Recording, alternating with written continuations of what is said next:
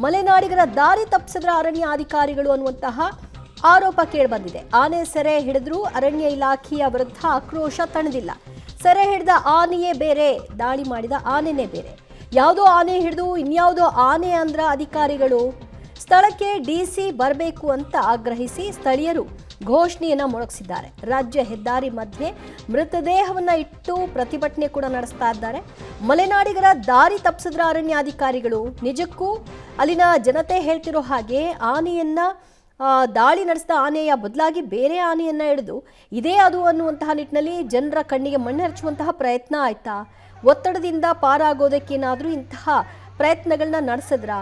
ಇಷ್ಟೆಲ್ಲ ಸರ್ಕಸ್ ಮಾಡಿ ಆನೆ ಹಿಡಿದಿದ್ದೀವಿ ಅಂತ ಹೇಳ್ಕೊಳ್ತಿರುವ ಅಧಿಕಾರಿಗಳು ಆ ರೀತಿ ಮಾಡಬೇಕಾದಂತಹ ಅನಿವಾರ್ಯತೆ ಆದರೂ ಯಾಕೆ ಬರುತ್ತೆ? ಈ ಪ್ರಶ್ನೆ ಇದೆ. ಆದರೆ ಸ್ಥಳೀಯರು ಮಾತ್ರ ನಾವು ಕಂಡಂತಹ ಆನೆ ಬೇರೆ, ಈಗ ನೀವು ತೋರಿಸ್ತಾ ಇರೋ ಆನೆ ಬೇರೆ ಅಂತ ಹೇಳ್ತಾ ಇದ್ದಾರೆ.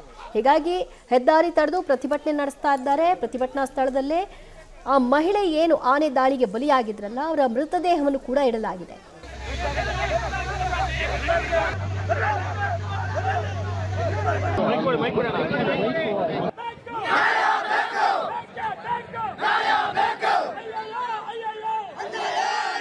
ಸೆರೆ ಹಿಡಿದ ಅರಣ್ಯ ಇಲಾಖೆ ಅಧಿಕಾರಿಗಳ ವಿರುದ್ಧ ಜನರ ಆಕ್ರೋಶ ಮಾತ್ರ ಕಡಿಮೆ ಆಗ್ತಾ ಇಲ್ಲ. ಅದಕ್ಕೆ ಕಾರಣವೂ ಕೂಡ ಇದೆ.